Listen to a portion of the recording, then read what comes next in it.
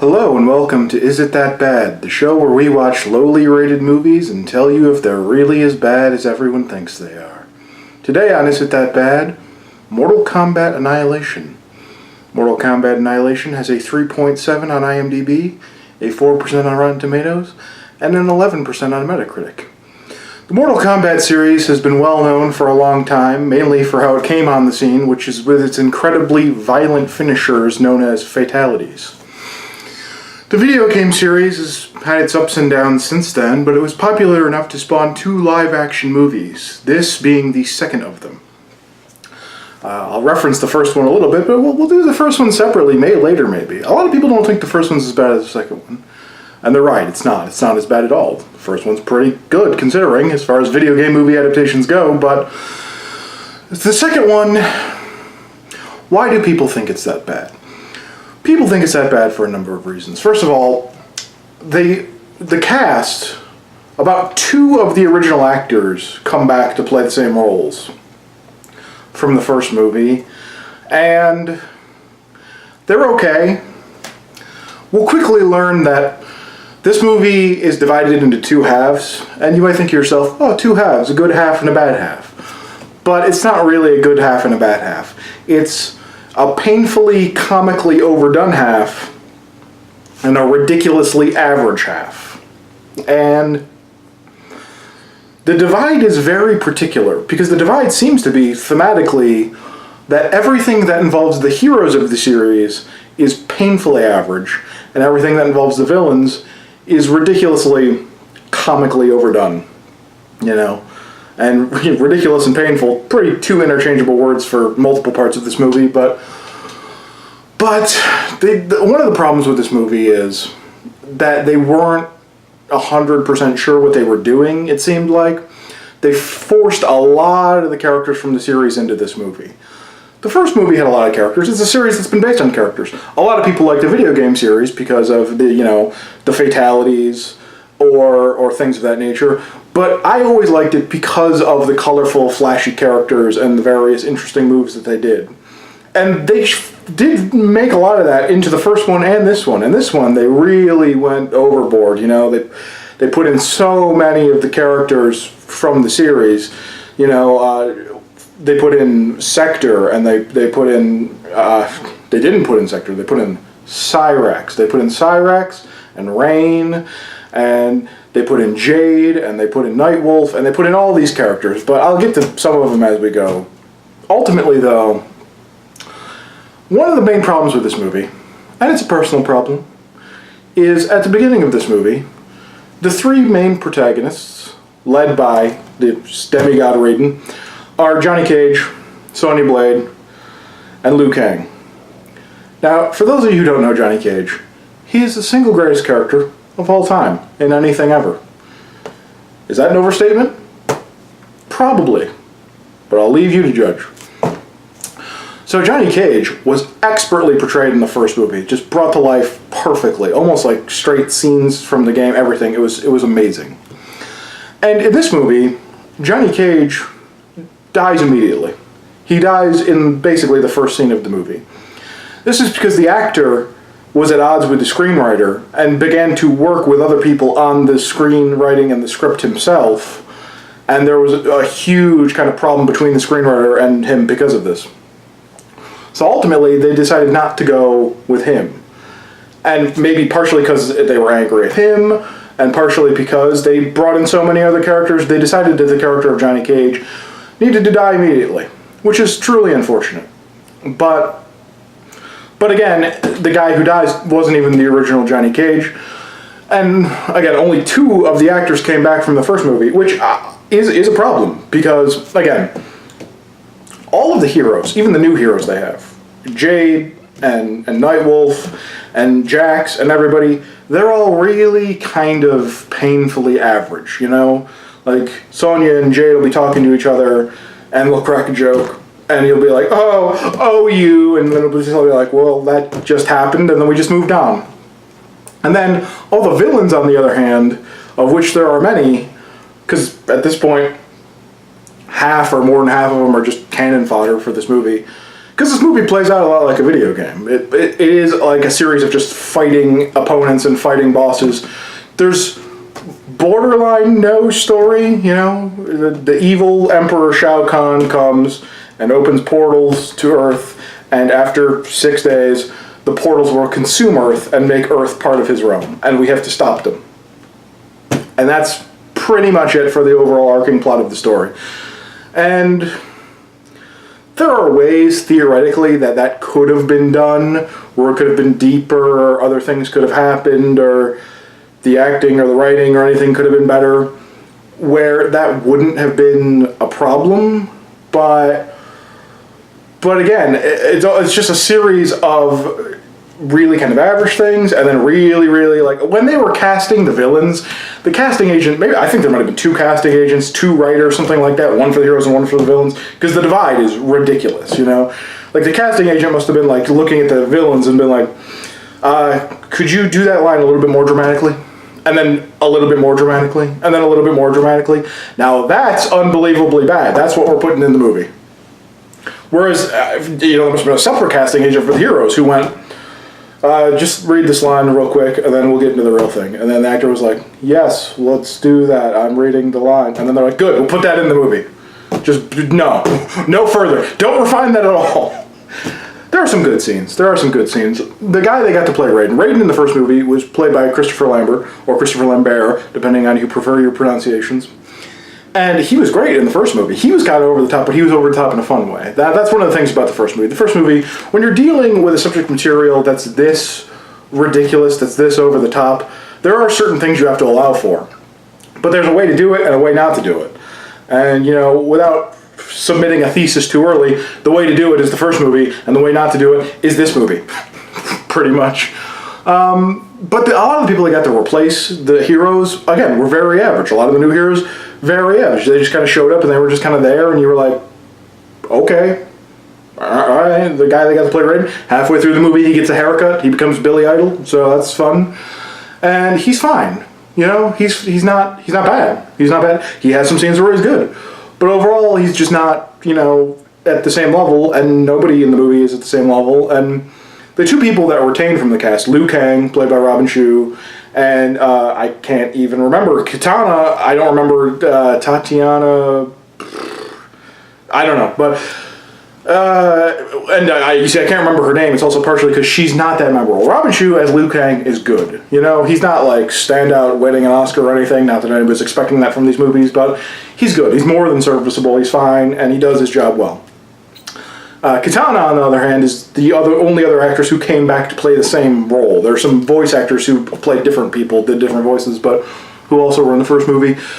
But she is arguably the worst member of the cast from the original movie, from an acting perspective, And to be fair, I actually liked a lot of the acting in the first movie, so again, I kind of see her more as, like, average. She's on the lower spectrum, though. Even she's worse than some of the new people they get who are average. But, so that's just like, there's a lot of really weird line delivery, even separate from the villains, because the villains' line delivery is awful, because it's always really, really overly dramatic, and, it's like, and then some of the heroes' line delivery, particularly with Kitana and things like that, very, very stilted, It's like, if they had 2 of the same lines, it would kind of go like this. Kitana would be like, oh no, look, let's go over there.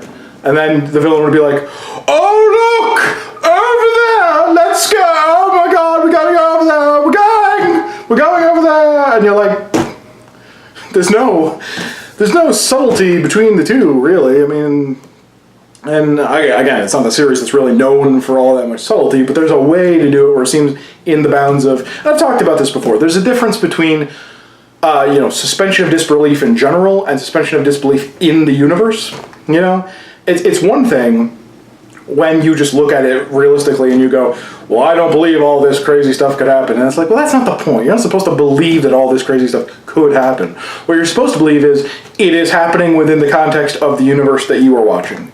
And the first movie was great with that. Everything was just like, not everything, but almost everything was, as far as the acting at least, was kind of pitch perfect. All the actors, everything, and Sonya Blade in the first movie was played by Brigitte Wilson, which was amazing, and it was great, and it was all really, really good for the most part. And in this movie, you're just like, I don't know if they don't believe it. I don't know if the writers don't believe it. I don't know how much of the script that Johnny Cage's actor, Lyndon Ashby, wrote. I don't know how much of that came through into the ultimate script. It would seem weird if they used a lot of the script that he was coming up with and then didn't use him, so I don't know, but somebody just didn't believe it. Somebody wasn't selling it. Somebody wasn't selling it. Somebody was overselling it. And there was a huge problem disparity between the two. That being said, some of the positive things. There are a lot of characters. A lot of the characters are very true to how they are in the games.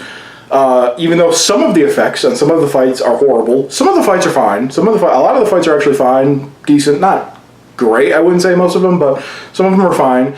And there are the signature moves. There's some signature moves in the movie that are also in the game that you didn't get to see in the first movie. Some of them, they did plenty in the first movie too, but with all these new characters, you get to see all the things you love from the game. So if that's what you're there for, that's good.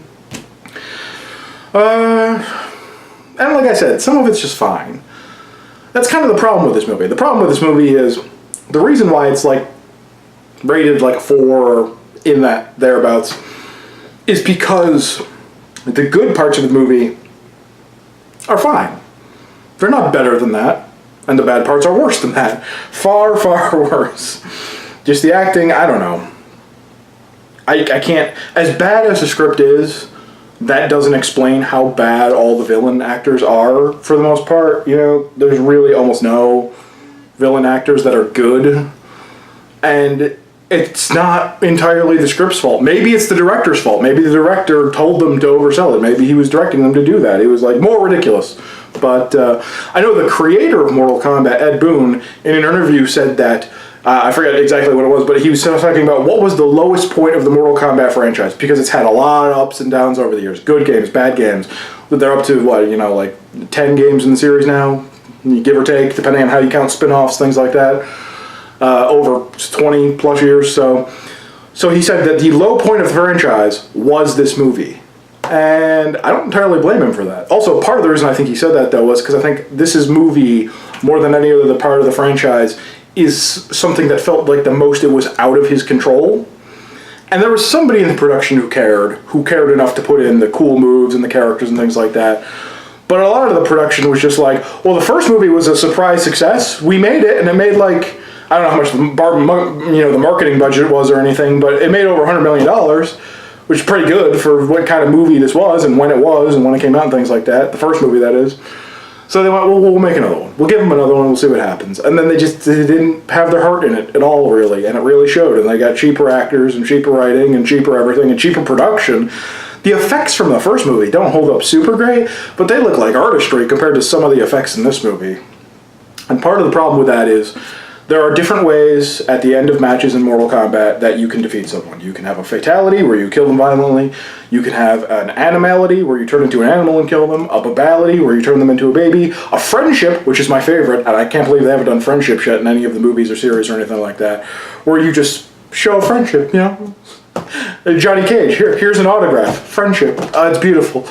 But in this movie, because they can't do the fatalities, they can't do that in a PG-13 movie that's marketed to a mass audience, they went for the animalities in this, where they went with large animal creatures fighting each other, dragons and beasts and things of that nature.